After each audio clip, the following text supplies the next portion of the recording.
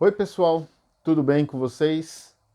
Estamos aí para mais um vídeo de literatura, espero que esteja tudo bem com vocês, mas antes de tudo eu quero mandar um abraço para os meus alunos do primeiro médio B, tá? De São Bernardo, tá bom?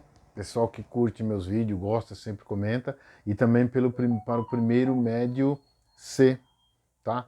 Lá do Colégio de São Bernardo, o CAS-BC, tá? E para a aluna Letícia Franzi, que ela falou, professor, não esqueça de mim. Não estou esquecendo, hein, Letícia? Um abraço para você, Letícia Franzi, ou Letícia Franzi, tá bom? Então fiquem com Deus vocês, um abraço a todos vocês, tá? Hoje a gente vai ver o contexto histórico do humanismo, tá bom?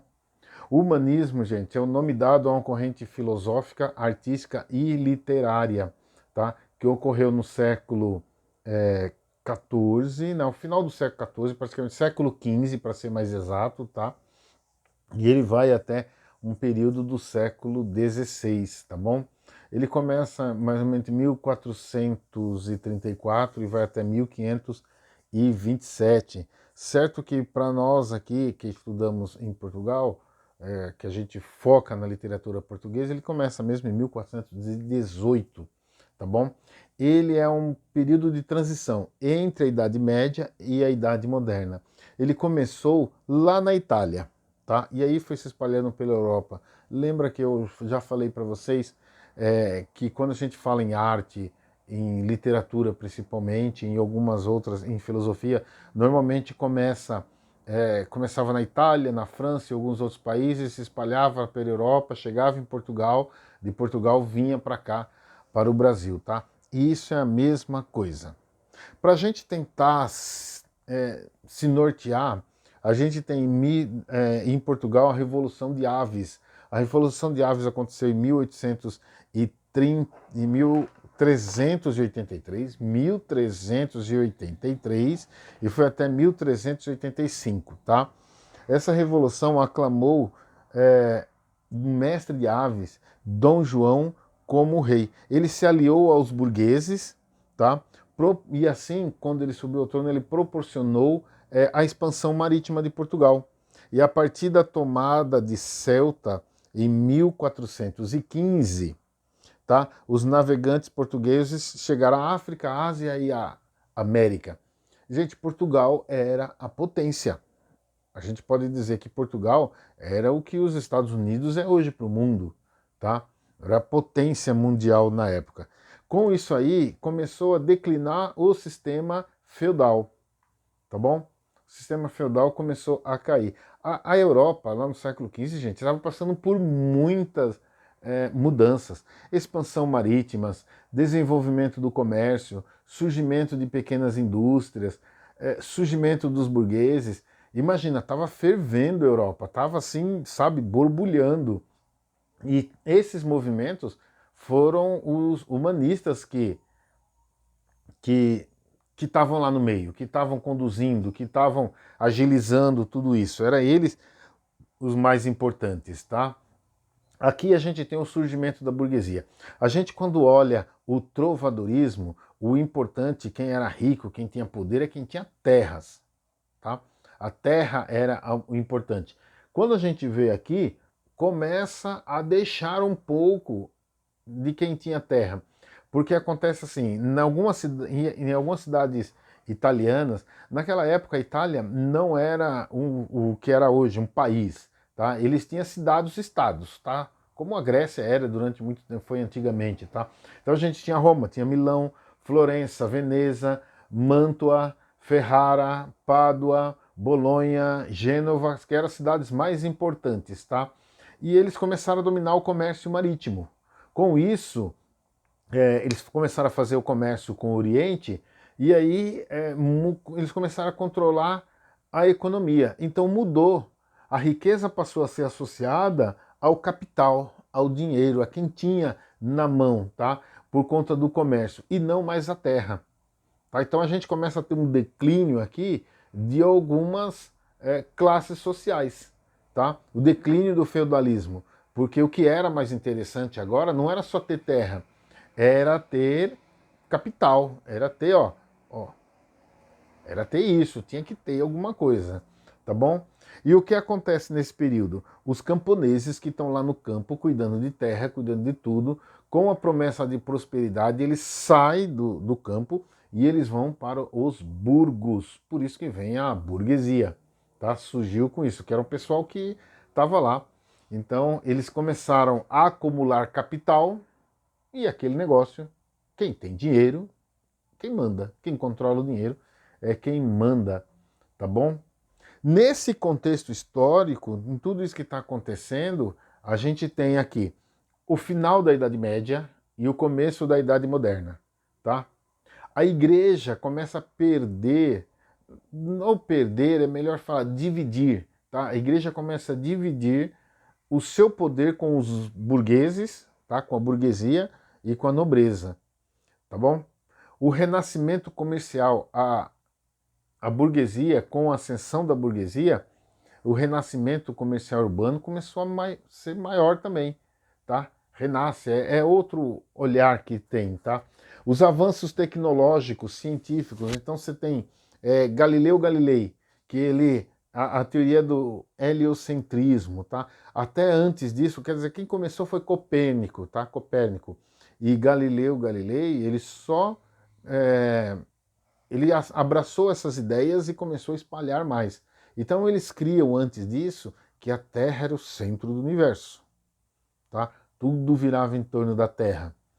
Com Copérnico e Galileu Galilei, eles começaram a olhar o seguinte: a Terra não é o centro do universo. Nós não somos a última bolachinha do pacote, tá? A Terra gira em torno do Sol. Quando a gente olha assim, a gente pensa, gente, mas que é isso, né? Como é que alguém pode pensar num negócio assim? Né? A Terra gira em torno do Sol, que coisa tão lógico, tão óbvio. Uma coisa que eu sempre falo para vocês é que quando a gente fala em literatura, quando a gente fala em história, quando a gente fala em arte, a gente tem que tentar pensar com uma cabeça do pessoal que tinha na época, tá? Na época tinha o sentido seguinte, e ó, eu vou abrir um parênteses aqui e eu já falei. Quando a gente fala de religião, aqui a gente não está criticando religião A ou B, então vai acontecer isso. Quando a gente fala da reforma, quando a gente falar de outras coisas aí, né? Quando a gente fala de Inquisição, a gente não está criticando dogmas da igreja, não está criticando. É o pessoal da época, tá? Que tem a visão. Então, assim, puxa, o Papa é o representante de Deus na Terra. Se o representante de Deus está aqui, a Terra é o lugar mais importante do universo. Então tudo tem que girar em torno. Quando se descobre que as coisas, que a Terra não girava, estava girando em torno do Sol e não tudo girando em torno da Terra, olha o caos.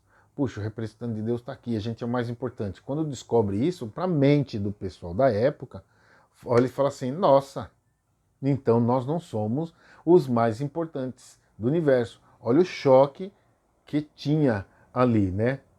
A gente tem Paracelso, tá? Que ele vem com as drogas medicinais, tá bom? Que veio, ele era um médico e veio mudar também a forma, veio descobrir outras coisas também mais importantes. A gente tem a invenção da imprensa. A invenção da imprensa de Gutenberg foi algo muito importante. Lembra que assim, naquela época, para você ter um livro, para você uma parte do livro, você tinha que pagar muito e tinha que esperar muito para ver, porque era só os monges nos mosteiros é que escrevia. Mas já pensou? Vamos falar da Bíblia, que foi o que Gutenberg imprimiu, o que é importante, né? Você às vezes tem que esperar muito tempo, ano ou mais de anos, para ter uma Bíblia, porque tem que alguém escrever isso aí à mão para você, tá? E aí com Gutenberg não, ele veio, fez a imprensa ali e falou, nossa, olha que mudança que teve. Para entender também a importância, o Dr. Rodrigo Silva, ele conta que quando Gutenberg fez a imprensa, ele levou para o bispo de lá. E também a Bíblia, né? Então ele fez a imprensa, fez uma Bíblia, levou para o bispo de lá. O bispo olhou, ficou encantado. O valor de uma imprensa, da Bíblia, era o valor de uma casa hoje, entendeu? Daquelas casas boas, grandes, poderosas. E ele levou também para uma autoridade política a outra Bíblia. eles ficaram muito empolgados. Quando eles juntaram, quando um foi visitar o outro e viram que eles tinham o mesmo exemplar, com tudo escrito, sem falhas, sem problemas, sem mudanças de letras, eles acharam que aquilo lá era bruxaria, acharam que eles tinham sido enganados por Gutenberg, até que Gutenberg explicou. Hoje é muito simples, a gente vê alguma coisa impressa, né? Você pega aqui algo impresso assim, você fala, ó, beleza, né? Tal. A gente acha normal, mas naquela época era algo impressionante. Então a imprensa veio fazer muito bem para aquele período, tá? Ali houve também nesse período a criação da biblioteca pública dos Médicis, tá?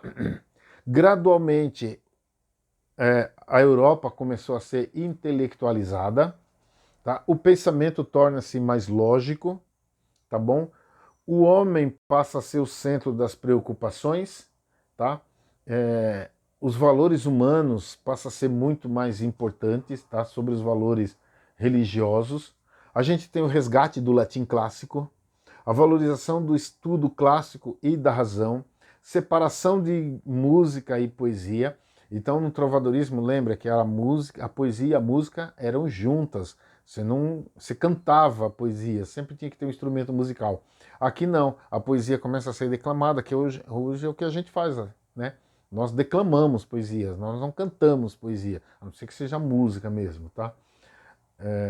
Os centros urbanos, o que acontece? Quando se tem centro urbano, fica muito mais fácil a circulação de alguma coisa, tá? Não do conhecimento, até de pandemia. Olha aí a pandemia, o que aconteceu com a gente, né, nas cidades. É muito mais fácil, você tem as pessoas juntas, começa a conversar, começa a discutir, começa a bater papo, tá? Então você tem, com isso, com esse desenvolvimento com as cidades, a igreja começa a perder o monopólio cultural. Então não é tudo da igreja, tá? O predomínio do escrito sobre o oral, tá? O desenvolvimento da prosa é muito mais forte, tá? E a consolidação da língua portuguesa, tá bom? Então esse é o período que está vivendo. A Europa está fervendo. Para a gente entender um pouco, só para você imaginar o que era aquele período. Naquele período, né, do trovadorismo, a gente tem aqui, vamos dizer, o conhecimento literário. Você tem Dante Alighieri, na escritura da Divina Comédia, Francis Bacon, William Shakespeare, Dante Alighieri, Francis Bacon, William Shakespeare, Petrarca, Nicolau, Maquiavel, Sir Thomas More, só fera, gente, só gente boa. Você tem na arte, você tem Donatello, Leonardo da Vinci, Michelangelo, Rafael, e não são as tartarugas ninjas, hein? Mas são fera os caras. Você tem Galileu, Copérnico. Isso aí, ó, gente, se a gente pensasse o que é esse período em termos de talento, é como se você conseguisse montar num período só, pegar uma seleção, falando, vamos montar um time de futebol só com os bons daquele período, e naquele período você tivesse Pelé, Garrincha, Ronaldo Fenômeno, Ronaldinho, Neymar, Messi, Maradona, Cristiano Ronaldo. Aí você fala, quem vai marcar, né? Mas não precisa. Os caras são tão bons que pode tomar gol que... Não... É muita gente boa. É muita gente boa, tá? Então esse é o período que a gente vai ver, tá? O humanismo, o período do homem no centro. A palavra central, antropocentrismo, tá? O teocentrismo é deixado de lado e o antropocentrismo é colocado em voga. Mas a gente vai falar um pouco mais disso na próxima aula. Um abraço para vocês, fiquem com Deus, até mais.